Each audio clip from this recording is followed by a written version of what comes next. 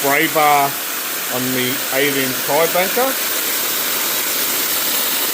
Hopefully you can see in there, from here you can see probably, I know, a few inches at least, that side wall. The spray bar's causing a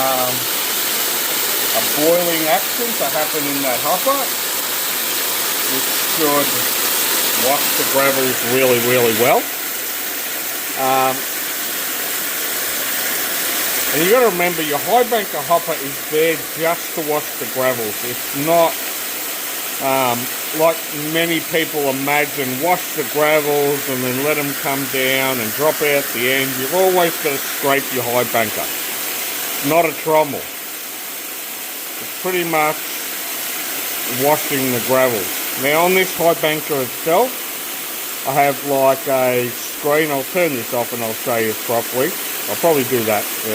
I'll turn this off and we'll have a look at the Highbanker and catchment areas, and I'll go through a little bit that is going on with this thing. Alright, you'll probably be able to hear me a little bit better as well now. Or maybe you don't want to hear me. It's probably better the other way. So under here there's some marine carpet. I'll pull that out a bit later and show you. There's this like meshy stuff here. With that spray bar, it was, you know, up this high. The water was just sitting there boiling away, stirring away. And that's what you want it to be doing, is stirring those gravels. Come down here to the punch plate, which is the screen of the actual, pretty much with this size hole, I think they're about 8mm, it's pretty much what you want to sort of screen your gravels down. If you go to a place where there's nuggets, obviously, yep, they're going to go out the back. But if you go to a place where you've got 8mm nuggets, you'd be probably running a detector over your tailings after you've done a run. So, yeah, marine carpet up here. I'll pull that out once we do a bit of a little experiment. Now, what I have is under the actual hopper itself, I have a piece of Bunnings doormat, which is a tighter sort of minus moss, you could say, with a backing, and then down to the dream mat. This one's the dredge, my favourite of all favourites. I actually don't even know where these rocks have come from, because they must have been caught somewhere, because I had a few caught in the actual screen that I popped out, but the rest of them, I don't know. They've come from somewhere. I haven't run anything in here. I'm going to do a little experiment. Main reason for this is 4,700 GPH bilge. Normally I run a 3.7 on this. I've gone up to the 4.7, means it's got a 50mm input hose that's reduced here, that the spray bar just screws into. I'm going to try a couple of the spray bars at the actual creek when I get out there, but today what I'm going to do is throw some material from a very famous creek, and we'll see, do I get the most gold here in the hopper, under the hopper where the material drops off, or in the actual mat itself. Obviously I'm not going to be running for a long time. I'm just going to be throwing material through, getting it through, and then probably do a little test to see how much actual material or how much gold comes out that end of the Highbanker. How much have I lost? What the percentage is in part one, you could say, the first catchment area, the second catchment area, which is under the hopper, and the third obviously being the mat.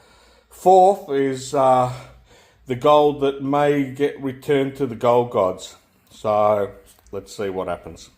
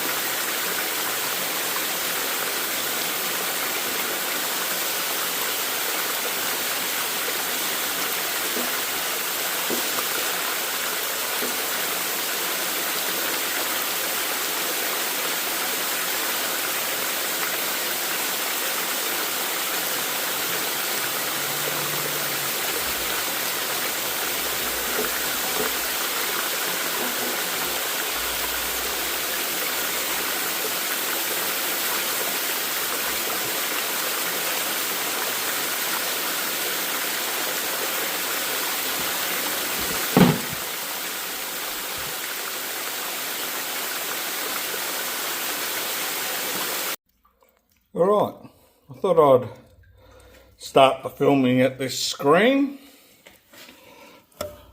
And you should be able to see a piece of gold right there. Hasn't even made it. Hasn't even made it. Or a few bits of gold I can see there actually now. So hasn't even made it to the hopper. Or I mean, hasn't even made it out of the hopper, I should say. If we go up this screen, I'll blow it out a little bit so that I can try and get the whole hopper in itself. I was trying to get up close because I wanted to show you that gold. You can see the screen there. Not sure if you can see anything.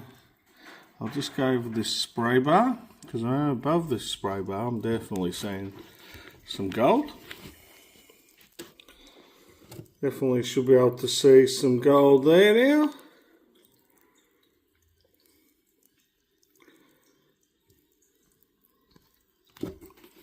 Trying to blow this back out. So definitely some gold in there. Definitely some gold right up there as well. So we've got gold there. Knew I was always going to catch gold there. I'm going to have to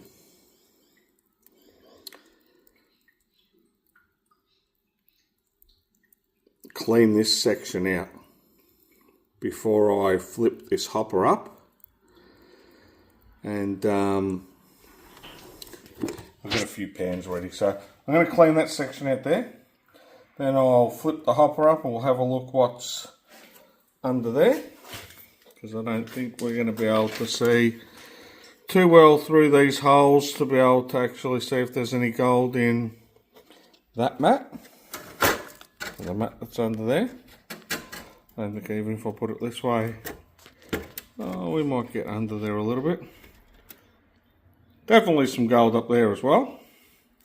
And then we'll work our way down the actual mat itself. So give me a few minutes and, well, you'll be seeing it straight away. I need a few minutes to do it. Alright, let's see what happens. Alright, the hopper mat has been done. Just looking, that red must be from the bricks I've used. Must be sucking the red off the bricks. So a bit of gold still there. But yeah, I used some bricks, and I think the dye of the bricks has gone through this. Put a red brick in there to hold the pump in sort of place. So definitely a bit of gold there. This mat that I have, that I call the Bunnings doormat, I'll just have it sitting there. It's not held down, it's not screwed down, it just sits. So there's a bit more gold there. I'll put that into a new pan. I've got the other pan sitting there with a bunch of gold in it. And then I'll wash the mat out and we'll have a look and see what comes out of there next. I haven't even seen what's come out of the first bit, but it might be in the video when I do it. I'm just separating it all at the moment. Alright, so gold caught in the top mat of the hopper. The gold caught at the Bunnings carpet mat under the hopper.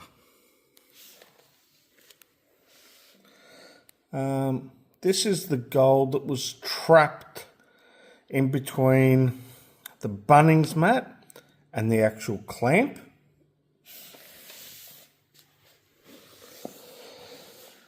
That there is the gold. There's a few bits, not a lot, but that's the gold that was caught by the dream mat. And that one little bit, two, maybe four little pieces there, went all the way through to where the bilge pump was. So there you have it. That's a acceptable loss, I would say, unless there was a big nugget or something there, which says not, that's just quartz. That's an acceptable loss through the banker.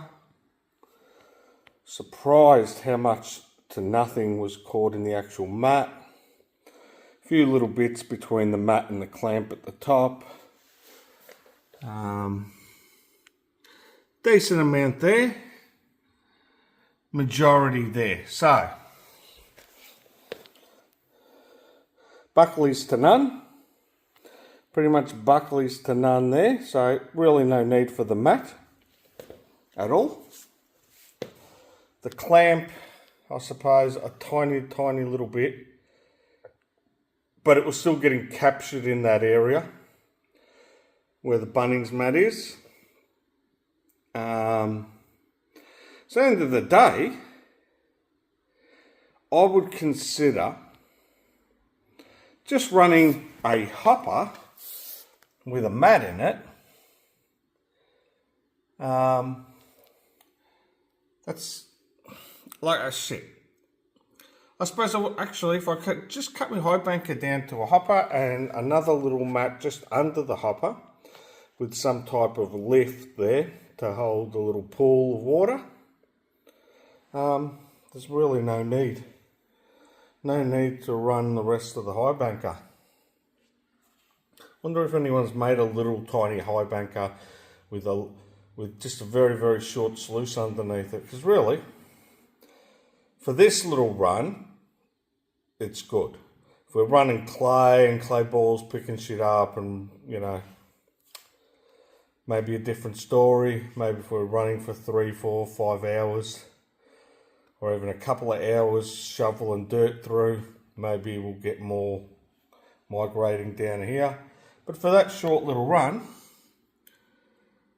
all the gold was caught in those mats. I'll show you the mats and we'll see the difference between the two. All right, this here is the Bunnings doormat.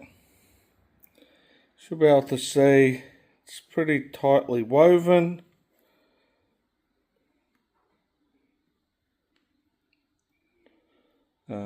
What I tend to do, I let this thing dry out, I pour boiling water on it, and I let it expand with the boiling water, and it drops out some rocks. After I've tapped it, once it's dry, it drops a few rocks. This is, I think it's a marine carpet, you could say. Also has the backing, but I believe it's a marine carpet. It's a looser weave than the Bunnings mat, and I'll put the Bunnings next to it so we can look at both of them at the same time. And as you can see, one's very tightly woven, very thin compared to the marine carpet. So there you go. We all know what the dream mat looks like. But for those that don't, I'll show you quickly. So that's the dredge mat that I use. Has nice big high cells in it. It's made to run a lot flatter. You don't have to have as much angle. You can pump a ton of water over this thing. It's my favourite of the dream mats. But yeah, that's it. There we go. So what it is, it's a dream mat, just so you can all see. So yeah, great mat. I like these things. It's my cup of tea. Not everyone's, but it's mine. Alright, I'm going to leave it there. If you actually want to get a percentage, in the sense if you want me to weigh the gold, I'll do that. But I'd say it's probably about 95 in the hopper, 5% or 4.99% in the carpet, and the 0.01% in the actual dream mat and the clamp and what come out the end. But as I said, this was only a short run. But yeah, that's it. I'll leave it there. Until the next time, I will catch you very, very soon. And I should be out, so there should be a video coming up with the Highbanker in action. Where did you come from? Where did you go? Where did you come from? Cotton Eye Joe.